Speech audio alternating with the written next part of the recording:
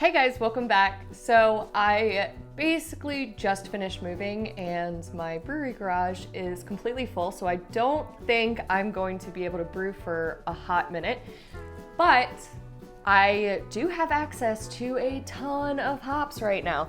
So I thought I'd give you guys a little primer on some terms we use for hops, the different processes used to give us different hop products.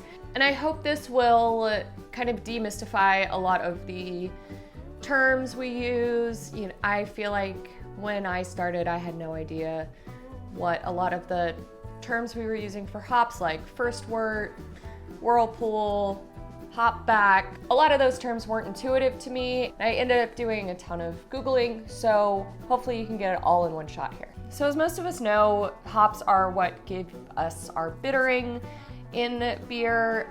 There's 4 ingredients to make beer: yeast, barley, water, hops. And hops typically bring the sweetness from the malt and balance it a little bit, because hops are inherently bitter when you boil them, and even if you just heat them up. Hops are super important. If you guys are IPA heads and NEPA heads, you are very aware of how important they are. Even in the simplest lager, like the hop does a lot of work. And if you don't have hops, you're not making beer, you're making grute. So let's dive into what kind of hops we can get.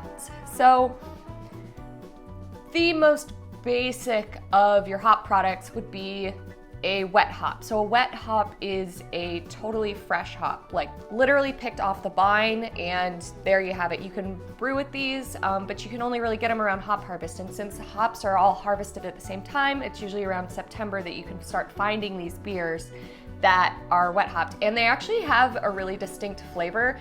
It's almost like a grassiness they have to them, because they, haven't been dried, haven't been anything. They're very, very fresh tasting.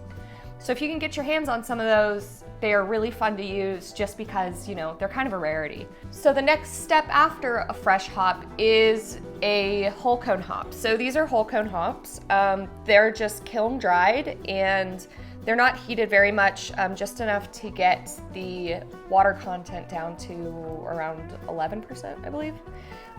You can crush these in your hands and smell them to kind of get an idea, but I'm gonna try to show you guys. So the thing that gives our beer its hoppiness is the lupulin in the hops. So the lupulin is this yellow powder inside, and it's basically like the pollen almost.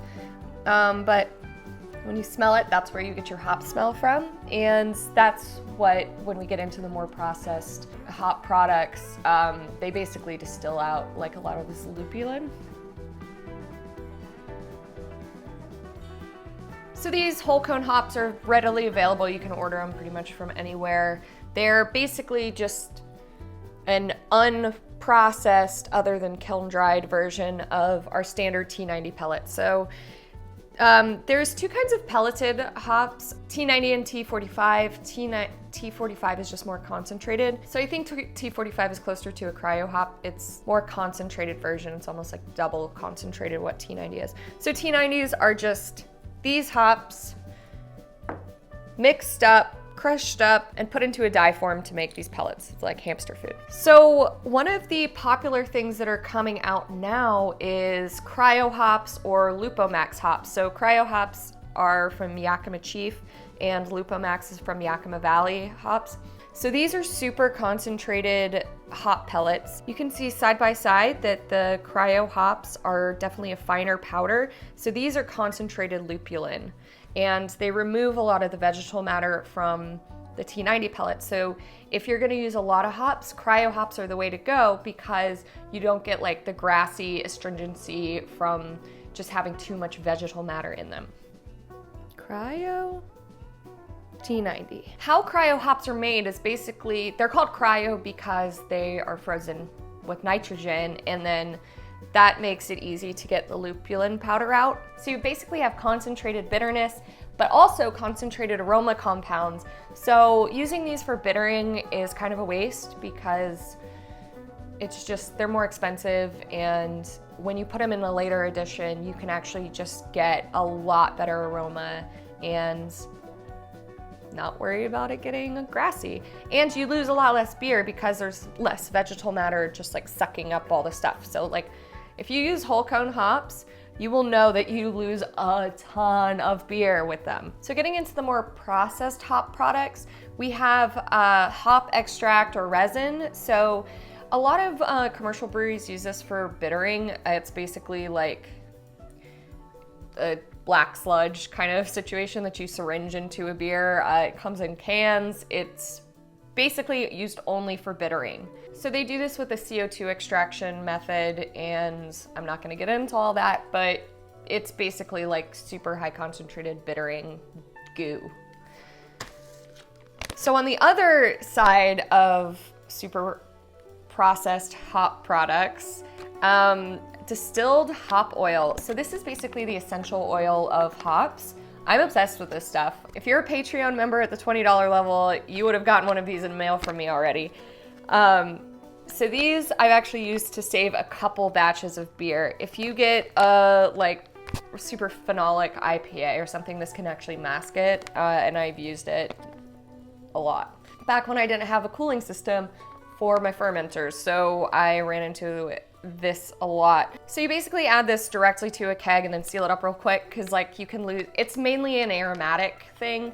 So this is mainly for aroma, but you know, aroma is a ton of what you taste. So this is really an awesome product to just have on hand in case you need it. So when I started brewing, a lot of the ways that people added hops to the brewing process were kind of mystifying. I think I brewed a pale ale and something on the instructions said something about dry hopping, and I'm like, what the hell is dry hopping? And so, you know, after a long Google search, I'm just like, okay, I think I have a vague recollection, but yeah, man, whirlpooling still like kind of throws me for a loop, because I feel like when we're, as homebrewers, we kind of use the term interchangeably with just like adding hops to a slightly lower than boiling temperature, but like on a commercial scale it's different. But anyway, let's get into some of these terms so that we can all understand what the hell we're talking about. So mash hopping. I actually just found out about this because I was doing research for this video. So I've never done this obviously, but basically you throw some extra hops. So like basically you have your recipe and your hops. You should not decrease the amount of hops in your recipe to do mash hopping. So you basically just throw some extra hops in the mash and go about your business. So this is kind of supposed to work the same way as first wort hopping. It's supposed to boost your aroma and flavor or whatever. First wort hopping, I have done this a few times and I've gotten good beers out of it. So it's becoming more popular with NEPAs, I think. You know, everyone's trying to do different stuff with hopping at this point. So first wort hopping, you basically add some aroma hops in before you boil. So somehow this is supposed to like retain some aromatic compounds, which it seems kind of counterproductive because, you know, you're boiling for the whole 60 minutes or whatever your boil timer is, and you have these hops in the boil that you assume the volatile aroma compounds would like boil off, but apparently they don't. And it's supposed to give you much smoother bitterness, which I mean is nice, especially if you're making like a juicy IPA. You don't want it to be a like punch you in the face IPA. It's not a West Coast. So boil additions, you're just throwing hops in the boil, and that's what you do for most beers, and it's very simple and easy, and that's my favorite way to hop things. I mentioned whirlpool earlier. A whirlpool, basically, the term comes from commercial breweries. So commercial breweries actually have mechanisms that create a whirlpool within their kettle. So it basically separates the liquid from hop matter and the malt matter. It just makes it a cleaner transfer. When we talk about it in home brewing, it typically just means that you're adding hops after the boil. So you're adding hops, you can do it between like 170 degrees to 194 degrees. And I mean, technically you can do it higher, but you're gonna cut the heat, and then before you start chilling, you're gonna add your hops. And, just for namesake, I like to give them a little swirl. There's also some mechanisms you can get, like you can get whirlpool arms and stuff for your kettles. I don't know if they're super necessary. Whirlpools are great for New England IPAs because, you know, you don't get a ton of the bittering compounds, you more get the aromatic parts of the hop. So good for like the hops that you want super aromatic and flavorful and not just used for bittering. Hop backing is both a verb and a noun. So a hop back is a device that you use to hold hops in, and then basically you run your wort through the hop back and then into your chiller. So you're gonna use a counterflow or a plate chiller for this one because the whole idea is that you won't lose the aromatic compounds from the hops when they go into the chiller. So you're just trying to trap all those like delicious, juicy aromatics and flavors and not let them boil off at all. Dry hopping.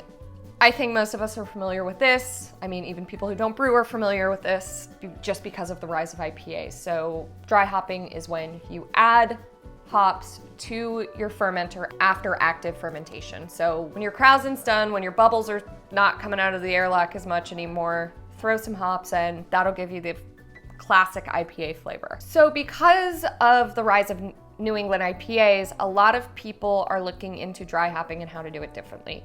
There is a phenomenon called biotransformation.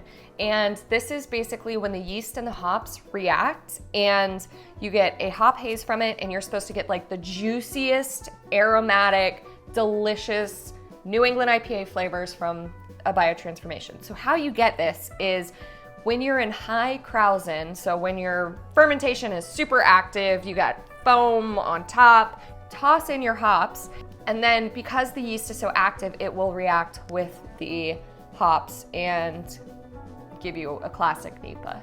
Well, that's all I've got for you guys today. Let me know if there's any other things you want me to cover about hops in the comments. I think hops are probably the most popular thing about beer at this point, just because how tastes are.